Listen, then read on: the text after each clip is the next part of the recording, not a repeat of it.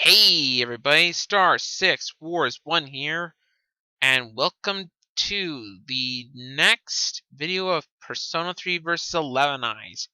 However, unlike usual times, this is actually a bonus video for characters, the first of two. For this one, it's only Persona 3, and we're going to discuss the characters that I did not get to, or at least the main ones. They did not get to because of lack of characters from the other side. So, today we're going to talk about these guys. Starting off, we are going with the female protagonist of Persona 3 Portable. Now, her voice actress is Laura Bailey, whose most notable roles include Lust from the Full Metal Alchemist series, Rise from the Persona series, and Toru, I hope I said that right, from Fruits Basket. Also, as a side note, she was also a character known as Lucina from Fire Emblem Awakening, but I can't spoil who that is because that actually is a major spoiler.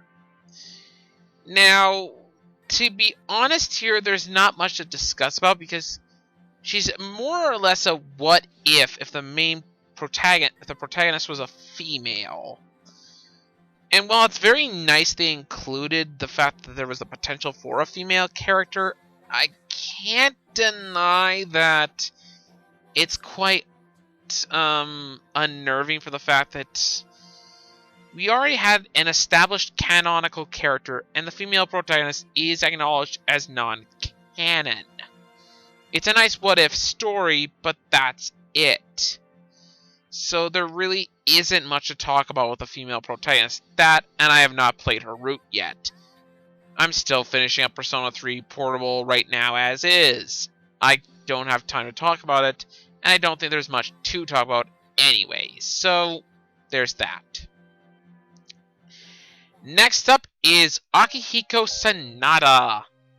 Like the last one, he also has a voice actor by the name of Liam O'Brien. Now, you've probably seen Liam O'Brien quite a few times before in anime. He was Karyamato in Fate Zero. He was also Gaara in Naruto. But by far, my favorite role he does is Lloyd from Code Geass. I love this role so much that he did, and I love Lloyd himself. Just awesome. But, that's a different topic for another time. Back to Akihiko. Akihiko is an orphan but we're never exactly sure why he's an orphan. It's hinted at, I don't even know if we get a hint as to why. He's an orphan. However, he and Shinjiro, a character I talked about earlier in my character videos, they're childhood friends, and Akihiko had a sister named Miki. Unfortunately, their orphanage burnt down, and Miki was sadly killed during this. Afterwards, Akihiko promised to become stronger so that nothing like that would ever happen again. We are led to believe that Shinjiro made the same promise. As time went on, he would later join Seas, along with Shinjiro. This thing would all end after Shinjiro killed another character called Ken, who we'll get to in a minute, mother, and he left Seas. Akihiko continued his almost obsession with becoming more powerful, so that he could protect all those he cared about. Now, if you know the story correctly, which I've already spoiled more than once, Shinjiro dies, and Akihiko does not take it well. However, he promises to become stronger for Shinjiro's sake. Now, that's about all the character development he gets. Really, he doesn't change all that much, but his reasons change, because Shinjiro's death opened his eyes that even though his obsession with power has made him stronger, he was still unable to protect Shinjiro, and he still died. I really do like Akihiko's character, and he's actually probably one of my favorites in the game. But now let's go to one of my least favorite characters in the game, Ken Amada. Okay, I don't exactly know why I hate this character, but I really do. Before I get too deep into him, however, let's go with his voice actress, Mona Marshall. She is a very well-known voice actress who's been around for a long time. She was Kite from Trigun. She was also Shiro Emiya in Fate Zero. And to top it off, and the one of the roles I know her from the best, she was Izzy from Digimon. Okay, yeah, I am a Digimon fan, so what? Oh yeah, she was also Feldrantz in Maharomatic. Really weird role, personally, but off topic. Ken is seeking revenge against Shinjiro after the death of his mother. Basically, that is his goal in life. He joins Seas because he realizes that they were the ones responsible for his mother's death. He did not realize this at first.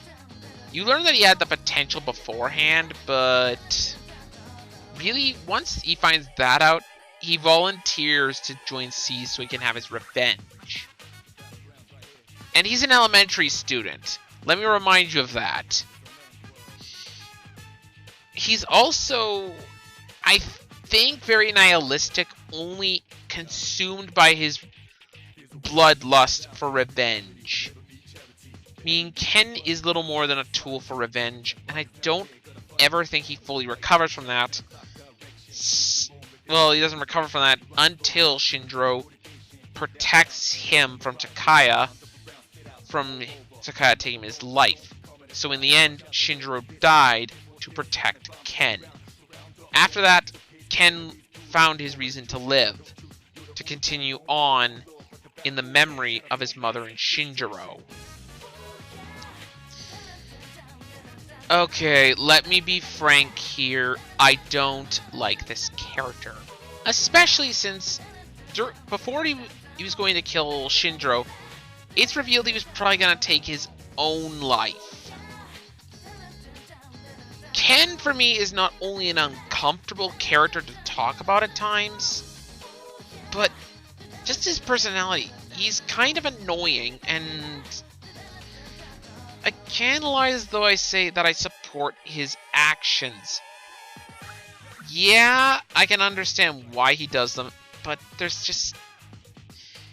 the fact of how badly it's consumed him just doesn't make him a likable character. Again, Ken, out of all of the main characters, Ken is definitely my least favorite. But that's going too far, and let's move on to probably the weirdest member of Seas, Koromaru. I can describe Koromaru in one sentence. He's a dog. No, I'm not kidding. Koromaru is a dog who can summon a persona, and that persona is Cerberus. What more do I need to say? Then finally, there is Metis. Now, Metis only appears in the bonus part of Persona 3 FES called The Answer. Now, she is voiced by Stephanie Shea, who has done voices for Hinata from Naruto, every known English incarnation of Ilya von Eisenburn from the Fate series, as well as Tharja from Fire Emblem Awakening, which is a very bizarre role if you know some of her other ones. Then again, if you know her career, it probably wouldn't be that surprising. Metis is difficult to peg since I've actually not gotten to the answer yet. However, from what I have heard, she's very much acts like an assisting version of a shadow self. And you really will only know the term shadow self if you've played Persona 4. They are people, they're like the things you discard. They're the personality parts of you that you discard or don't want other people to see, and will sometimes act violently. In that regard, that means that Metis may in fact be a shadow self, though this theory is unconfirmed. Metis is... I don't know how else to describe her since I've actually not played the answer yet, but I will say she's a very interesting character, and one I'd like to learn more about as time goes on. Anyways, that's all from me. This has been Star Sex Wars 1, and the next time we go into these bonus videos, we must go forward to the Velvet. See you guys then.